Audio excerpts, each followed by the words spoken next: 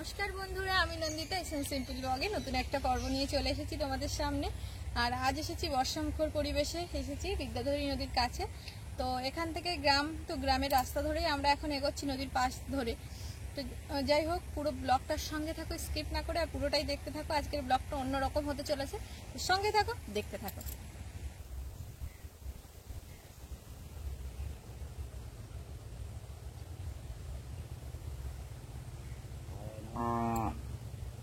পাশেই গ্রাম, আর গ্রামের রাস্তা ধরে আমরা এখন হেঁটে চলেছি। তো এপার থেকে নদী দেখা যাচ্ছে। নদী এখন ভাটার সময়, সেজন্য নদীর মাঝখানে যে জঙ্গলটা আছে, সেটা ম্যানগ্রোভ যে গাছগুলো দিয়ে ভরা যে দ্বীপটা আছে, সেই দ্বীপটা এখান থেকে স্পষ্ট দেখা যাচ্ছে। যেহেতু জোয়ারের সময় নয়, এখন ভাটার সময়। এখান থেকে প্রচুর গরু ছাগল সবই বাঁধা, যেহেতু গ্রামের মধ্যে। এখন সবাই বিকালের দিকে ছেড়ে দিয়েছে, আর টিপ টিপ করে বর্ষা পড়তেই আছে। তো বর্ষার মধ্যে চলে এসেছি, কিছুটা ভিজে গেছি। অনেকদিন ধরে ভিডিও দেওয়া হয় না।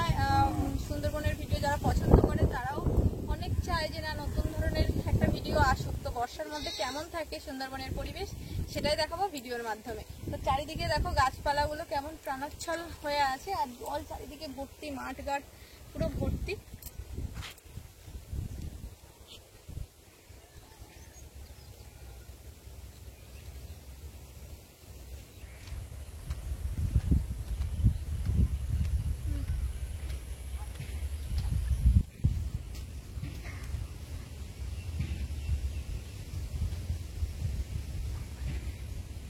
তো নদীর পাশের মাটি, কিন্তু এখানে প্রচুর পরিমাণে অন্যান্য গাছ আছে। নিম গাছ তো জানোই লবণাক্ত মাটিতে হয়, আর তার সাথেই কুল গাছ আছে, তারপর বট গাছ, তার সঙ্গে শুরু করে নানান ধরনের গাছ। যেহেতু গ্রামের পাশেই গ্রাম, তো গ্রামের এপারটা অন্য ধরনের গাছ, আর এপারটা মাঝখানে রাস্তা দিয়ে বিভক্ত, আর তারপরে নদী। তো নদী প্রচুর পরিমাণে মাছ টাছ ধরে। তবে এখন আপাতত এখানে সব নৌকোগুলো ভিড়ানো আছে। এখন এমনিতে এই সময়টা মাছ পড়ছে, তবে বিদ্যাধরী নদী খাড়াই, তো এই নদীতে নৌকো দিয়ে ছাড়া মাছ খুব একটা ধরা যায় না। তো যাই হোক, চলো, এখানে প্রচুর পরিমাণে নৌকো টৌকো আছে, সবই দেখতে পাবে।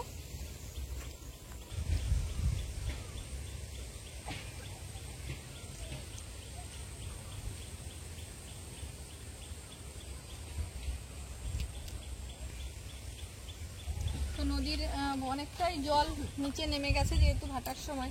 তো সেই জল পর্যন্ত যেতে গেলে অনেকটা কাদার মধ্যে নামতে হবে। আর এখানে দেখো কত শক্ত করে দড়ি দিয়ে বেঁধে রাখা আছে এই ছোট যে ডিঙি নৌকোগুলো হয়। তো এপারটায় দেখো প্রচুর পরিমাণে গাছের ডাল কেটে রাখা আছে। যারা নদীর ধারে যে কাটা গাছগুলো হয়, মানুষের চলাফেরার ক্ষেত্রে অনেকটা অসুবিধা। নদীতে যারা মাছ ধরতে যায় তাদেরও প্রচুর পরিমাণে অসুবিধা। কিন্তু এই গাছগুলো কেটে যখন শুকানো হয় না, প্রচুর পরিমাণে জ্বালানির কাজে লাগে। তো এখানে দেখো কেটে কেটে সব বোঝা বাঁধা আছে। তো গ্রামের পরিবেশটা দেখো এত সুন্দর। বর্ষার সময় দেখো এখানে কি সুন্দর দেখাচ্ছে।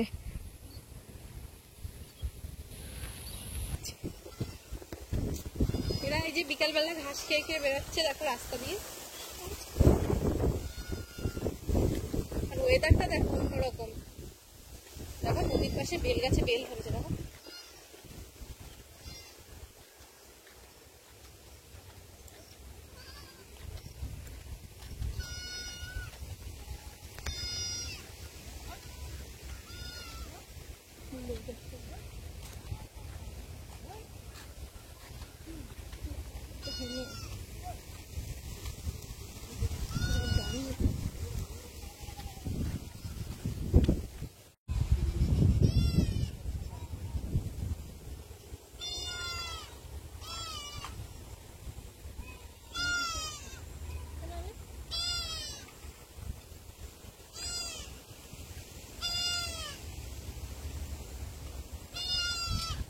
পাশেই এক সুন্দরবনে ঘোরার জন্য রিসর্ট আছে। তো রিসর্টটা কি সুন্দর দেখো, পুরো সুন্দরবনে গাছপালা দিয়ে ঘেরা, আর সামনেই নদী। তো নদীতে যাওয়ার জন্য সুন্দরভাবে রাস্তা আছে, তবে ওনাদেরই তৈরি করা। আর এখানটা দেখো গাছপালা দিয়ে কি সুন্দর করে তৈরি করা। আর এখানটা আমাদের সুন্দরবনের কাছাকাছি, এই রিসর্টটাই আমাদের বাড়ির থেকে অনেকটা কাছাকাছি। তো এখানে ভিতরটা আমাদের আর যাওয়া হয়নি, দূর থেকে দেখলে বুঝতে পারবো।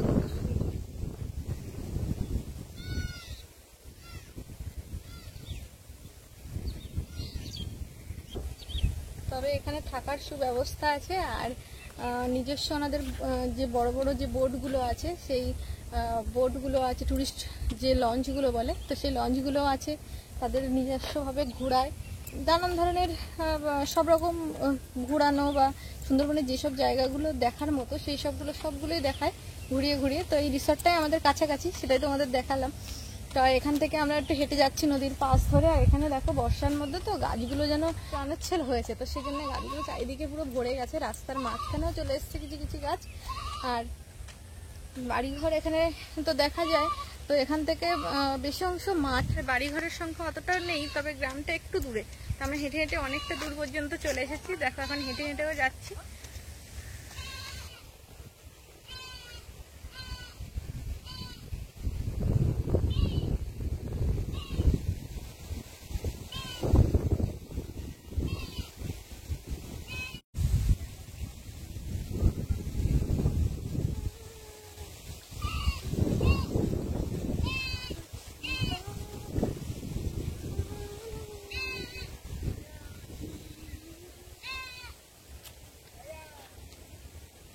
বিকালের দিকে প্রায় সবাই ঘুরতে আসে, অনেকেই বসে গল্প করছে। বাড়ির যারা এখান থেকে একটু দূরে বাড়ি ঘর সবাই আসে, বাচ্চারাও আসে। ওরা এখানে কোনো অসুবিধা নেই, গাড়ি ঘোড়া খুব একটা বেশি চলে না।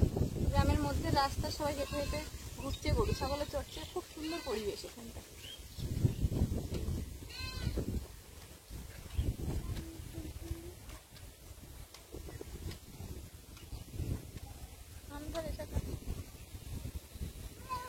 তো বন্ধুরা এখানে দেখো মাছ ধরে যারা নৌকোতে করে জেলেরা, তো তারাই দেখো তাদের উপার্জনের একমাত্র উপায় যে জালগুলো, বড় বড় যে জালগুলো পাতা হয় নদীর মাঝখানে, তো সেগুলোই সেলাই করতে বসে গেছে।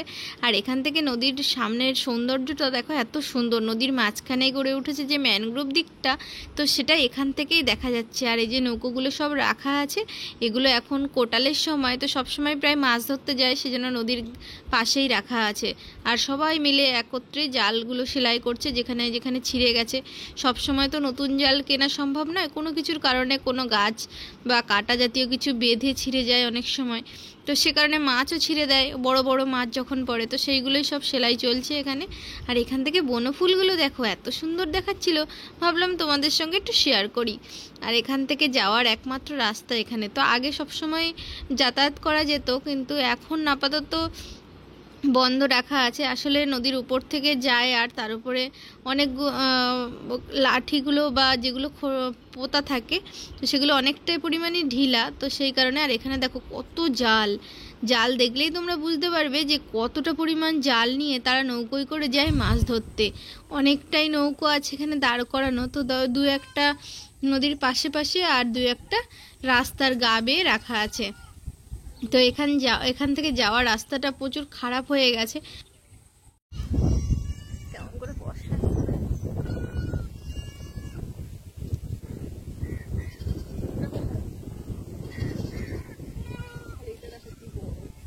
নদীর উপরে শাঁ শাঁ করে বসে আসছে, আর ধোঁয়া ধোঁয়া মতো হয়ে গেছে।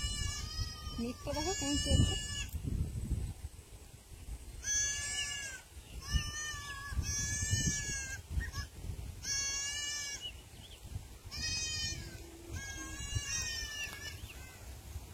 বর্ষা পড়া শুরু হয়ে গেল বন্ধুরা, দেখো একদম পুরো অন্ধকার করে আসছে। এবার তো বাড়ি থেকে কথা